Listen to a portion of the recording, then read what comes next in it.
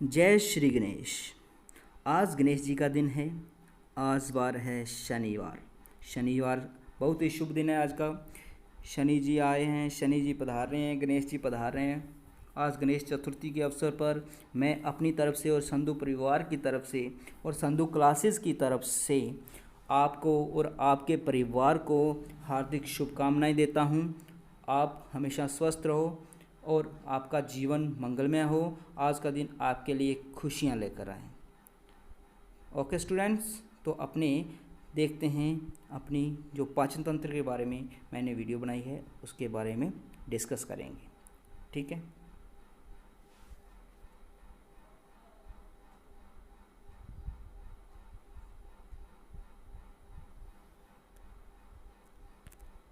Good morning students, मैं Jasprit Singh Sandhu classes में आपका स्वागत करता हूं।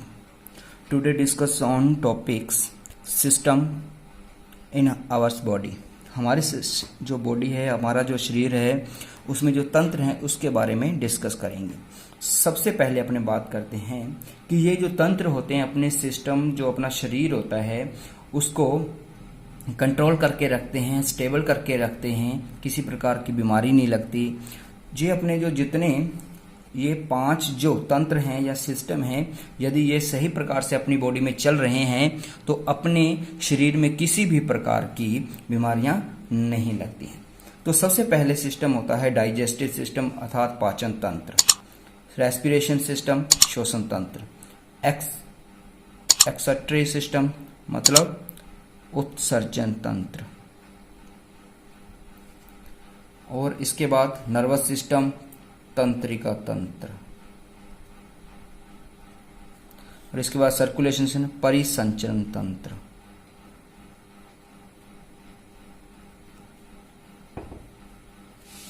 ये तंत्र होते हैं अपनी बॉडी में।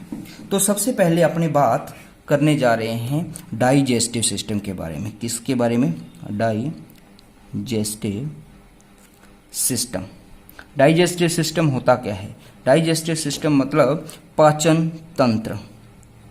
पाचन तंत्र जो जितने भी सजीव हैं, सजीव प्राणी हैं अर्थात लिविंग है, जितने भी लिविंग हैं उनमें डाइजेस्टिव सिस्टम होना बहुत जरूरी है। अपने शरीर में जो भी खाते हैं उसका पाचन होना, डाइजेस्ट होना very important in our body. तो सबसे पहले अपने बात करते हैं कि ये पाचन का मतलब क्या होता है। पाचन का मतलब होता है जो बड़े बड़े अपने शरीर में मॉलिक्यूल्स जाते हैं। कोई भी पदार्थ अपने खाते हैं तो बड़े बड़े अणु या मॉलिक्यूल्स में अपने शरीर में जाता है। उन बड़े बड़े अणुओं का छोटे अणुओं में टूटना, छोटे अणुओं में विभाजित होना या ब्रेक होना, तो उसे क्या कहेंगे अपने बच्चों? पाचन कहेंगे। शरीर में बड़े अणुओं का छोटे अणुओं में टूटना, विभाजित होना क्या कहलाता है? पाचन कहलाता है। यह पाचन क्रिया अपनी बॉडी में चलती है। किस प्रकार से चलती है? इसके लिए अपने बॉडी में एक इम्पोर्टेंट चीज का होना जरूरी है जिसे कहते हैं एलिमेंट्री कैनाल। कहते हैं एलिमेंट्री कैनाल के नाम से जाना जाता है। ठीक है। और हिंदी में इसे कहते हैं आहार नाल। क्लियर?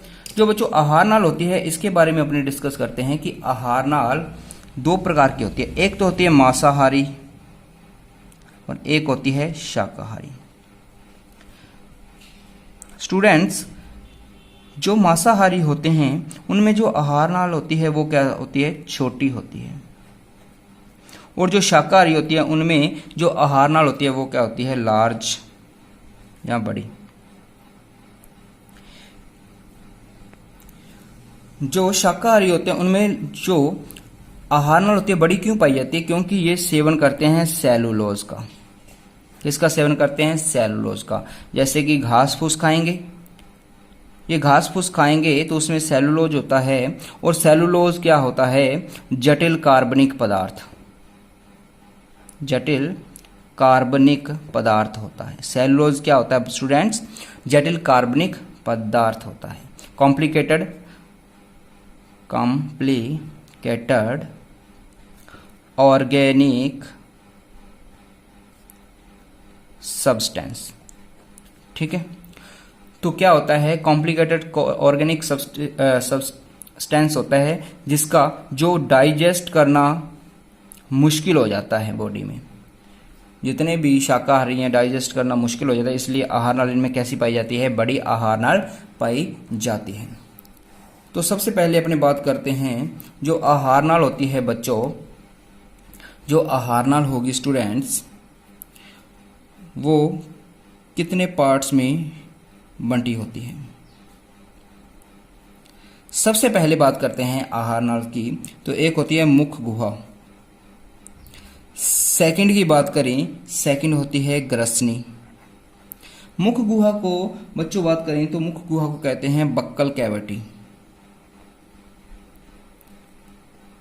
और जो बात करते हैं अपने ग्रसनी की, उसे क्या कहते हैं, ओसोफेगस के नाम से जाना जाता है।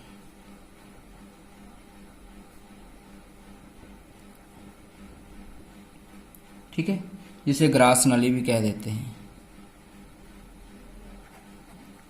जो ग्रास नली होती है उसकी जो लेंथ देखें बच्चों 2.5 सेंटीमीटर, 2.5 सेंटीमीटर इसकी लेंथ होती है, लंबाई होती है। इसके बाद बात करते हैं, थर्ड होती है ग्रसिका।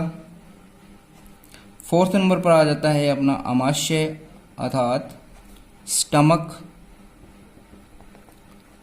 स्टमक के बाद बात करते हैं अपने स्मॉल इंटेस्टाइन, लार्ज इंटेस्टाइन,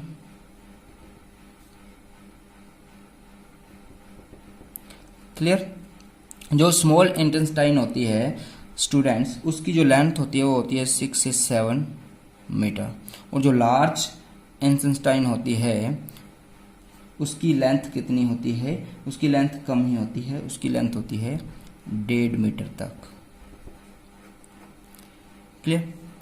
जो इसके बाद बात करते हैं अपने स्टार्टिंग से, स्टार्टिंग मतलब मुख गुहा से बात करते हैं।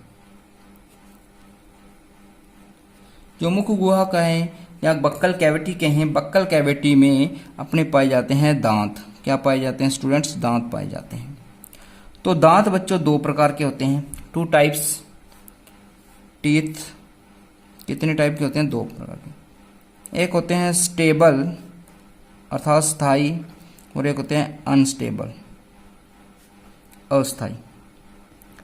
अपने स्टेबल जो दांतों की संख्या देखें तो वो होती है 12, और अनस्टेबल की बात करें वो होती है 20। आगे देखें, एक होता है, ये हो गए स्थायी, कितने होते हैं, ये स्टेबल कितने होते हैं, 12 होते हैं, और जो अनस्टेबल जहाँ कहते हैं अस्थायी कितने होते हैं, 20 होते हैं। जो बच्चे होते हैं, या चाइल्ड की बात करें, चाइल्ड उसकी बात करते हैं तो उनमें मिल्की टीथ आते हैं, दूध के दांत आते हैं। उनकी संख्या कितनी होती है, 20 होती है, जो 6 साल की उम्र तक क्या हो जाते हैं, टूट जाते हैं। 6 साल की उम्र तक टूट जाते हैं। तो आगे बात करें, जो दांत होते हैं बच्चों, उनको आगे विभाजित किया गया है।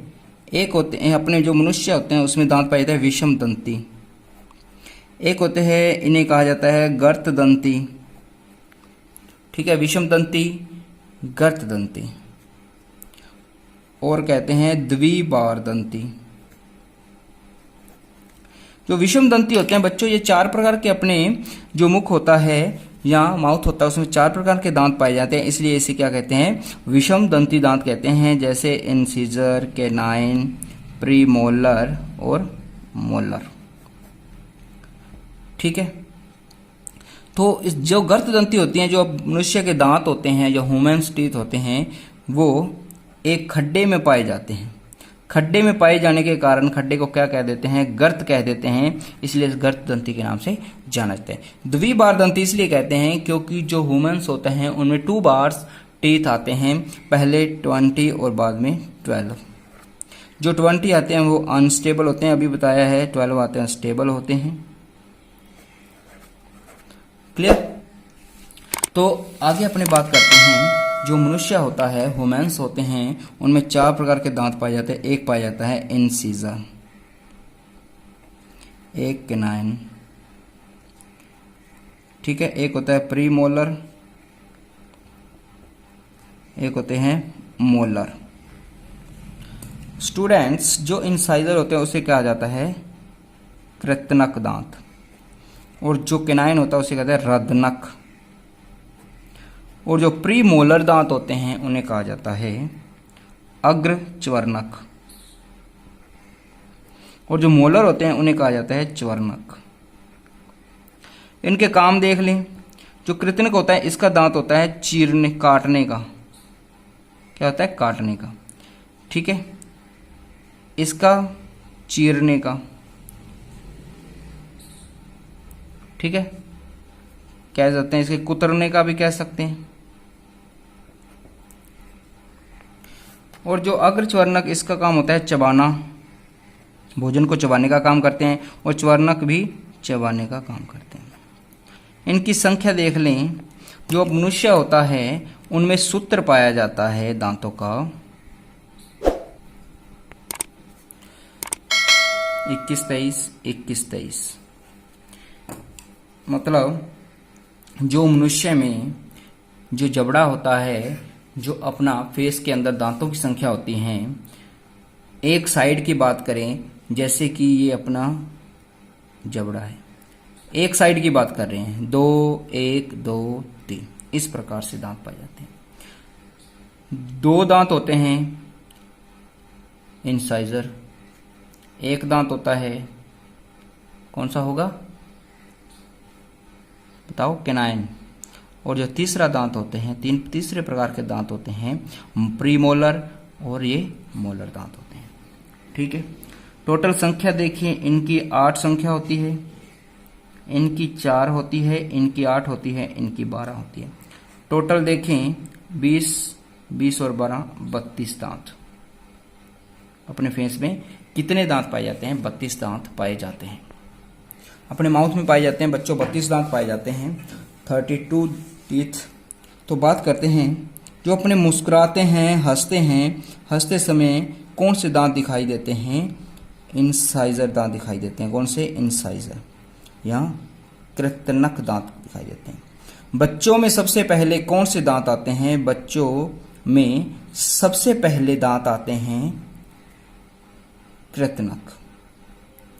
जो हाथी के जो बाहर की तरफ अपने को दांत दिखाई देते हैं वो स्टूडेंट्स कौन से दांत होते हैं? अपर इंसाइजर दांत होते हैं।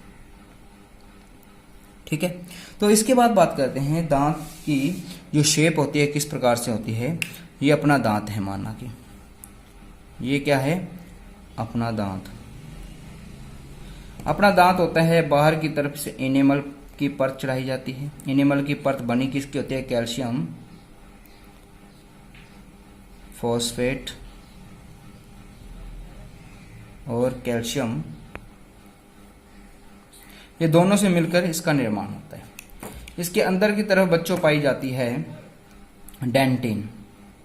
क्या पाई जाती है? डेंटिन।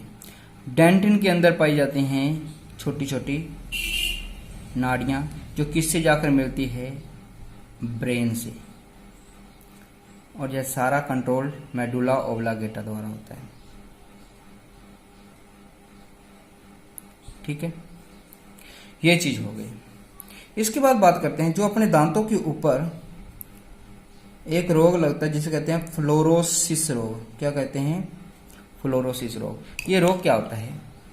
जो कई बार पानी पीते हैं, कोबड़ पट्टी क्षेत्र है अपना नागौर, उस साइड फ्लोरीन की मात्रा ज़्यादा हो जाती है।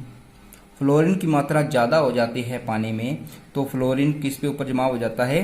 दांतों के ऊपर फ्लोरीन का जमाव हो जाता है, जिसके कारण ये रोग लग जाता है। क्लियर? तो अपने जो कोलगेट होती है, उसमें क्या पाया जाता है? क्षार पाया जाता है, जो अपने दांतों पर एसिड और जो लवण होते हैं वो चिपक जाते हैं, उनको दूर करते हैं। क्षार जैसे सोडियम इनको हटा देता है। एसिड की परत अपने दांतों के ऊपर नहीं जमने देता। अगर एसिड की परत अपने दांतों के ऊपर जमती है तो दांत सड़ने लग जाएंगे, गलने लग जाएंगे, जिससे अपने को दिक्कत होगी, सड़न पैदा होगी, तो दांतों में दर्द होगा। ठीक है। इसके बाद सेकंड अपने बात करते हैं स्टूडेंट्स, ग्रसनी। एक बार और देख लें।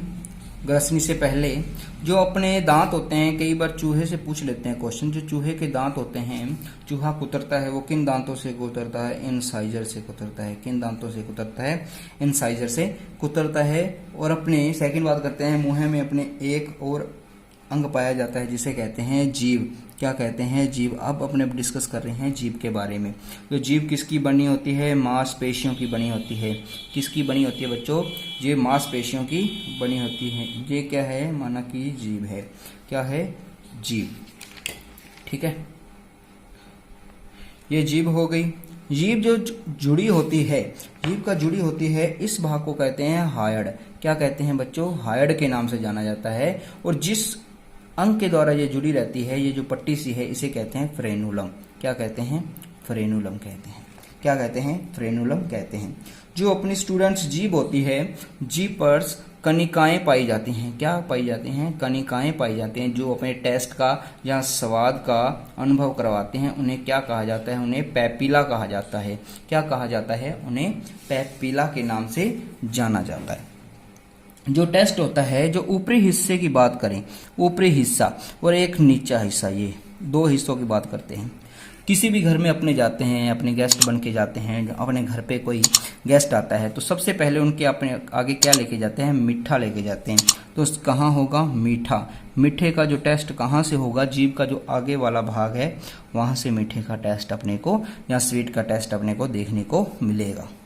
ठीक है। और जो लास्ट होता है, अपने कड़वा कभी निकालते, कड़वे को पीछे की तरफ फेंक देते हैं, घर के पीछे की तरफ फेंक देते हैं, जीभ के पीछे कड़वा। और जो साइड होते हैं, खट्टा, खट्टा हटा कहते हैं ना, हट्टा सावन की घटा, घटा हटा सावन की घटा। कहने का मतलब जो साइडें होंगी, साइडों से किसका टेस्ट होगा? अपने को खट्टे का। ठीक है। और जो ये मिडल वाला भाग होता है, ये जो भाग बच गया, एक चीज तो रह गई, एक टेस्ट और होता है, वो होता है नमकीन। नमकीन का टेस्ट यहाँ से आता है। जैसे जंक फूड अपने खाते हैं, जंक फूड से अपने को नमकीन लगता है, नमक का टेस्ट लगता है, साल्ट का या चिली का टेस्ट अपने को फील होता है। वो कहाँ से फील होता है? यहाँ से फील होता है। अपने नींबू खाते हैं, ठीक है, सिट्रिक फल खाते हैं, सिट्रिकल जिस फैमिली के, तो यहाँ से अपने को टेस्ट का अनुभव होता है। कैसे? जैसे कई बार अपने खीरा लेके आते हैं, ठीक है, तो खीरे का स्वाद कड़वा होता है। कच्ची जो खीरा होगा उसका स्वाद कड़वा होगा, वो कड़वा पीछे की तरफ और आगे की तरफ मीठे का टेस्ट अपने को मिलता है। तो इसके बाद बात करते हैं कि जो जीभ होते हैं, जीभ के और क्या कार्य होते हैं। स्टूडेंट, जो जीभ का कार्य होता है, बोलने का कार्य करती है जीभ। किसका कार्य करती है? बोलने का। और भोजन को जो अपनी जो जीभ है, भोजन के जो अपनी जीभ है, भोजन को घुमाने का कार्य करती है। भोजन को घुमाने का कार्य करेगी। और ये हमें किसका ज्ञान करवाती है? स्वाद का ज्ञान करवाती है। ठीक है। इसके बाद थर्ड नंबर बात करते हैं अपने यवला। अपने जो मुंह होता है उसमें यवला नाम की एक मांसपेशियों की बनी हुई आकृति पाई जाती है। यवला किसकी बनी होती है? मांसपेशियों की। सबसे पहले तो अपने को पता होना चाहिए ये यवला बनी किसकी होती है? मांसपेशियों की बनी होती है। ठीक है। ये क्या करती है कि जो अपने फूड लिया, अपने मुख में फूड गया, ये फूड को कहाँ तक पहुंचाएगी? ग्रसनी तक, ओसोफेगस तक पहुंचाती है। मुख फूड को मुख से ओसोफेगस तक पहुंचाने का कार्य कौन करती है? यवला करती है। ठीक है। आगे की ओर धकेलती है। कई बार क्या होता है कि ये अपना तालु है। क्या है? तालु। ये यवला है। जैसे अपने शरीर में से गैस निकलती है, ठीक है, श्वास जो नली होती है वहां से गैस जाएगी तो ये यवला से टकराएगी। किससे टकराएगी? सोते वक्त की बात कर रहा हूं। सोते वक्त जो गैसेस होंगी CO2 गैस है जो अपनी यवला से टकराएगी, यवला से टकराएगी तो ये यवला कहाँ से टकराएगा, अपने तालू से। कहाँ टकराएगा, तालू से। तालू कैसा होता है, कठोर होता है। तालू कैसा होता है, कठोर होता है। कठोर तालू से टकराएगी तो एक आवाज उत्पन्न होगी, जिसे अपने किस नाम से जानते हैं, खराटे के नाम से। कई बार कहते हैं ना खराटे बोल लेता, खराटे बोल लेता नहीं, अपने आप आ जाता है। जो अपने शरीर में गैसेज होती हैं, CO2 गैस है, जैसे ही शरीर से बाहर निकलने लगती है तो वो यवला से टकराती है, यवला से टकराएगी तो वो एक आवाज उत्पन्न करेगी, जिसे क्या कहेंगे, खराटे कहते हैं। ठीक है, अब अपने बात कर लेते हैं, लास्ट में एक डायग्राम बना के देख लेते हैं स्टूडेंट्स कि अपने शरीर में क्या क्या सिस्टम होता है। ये अपना मुख हो गया, ये अपना लाल है भाई, ठीक है।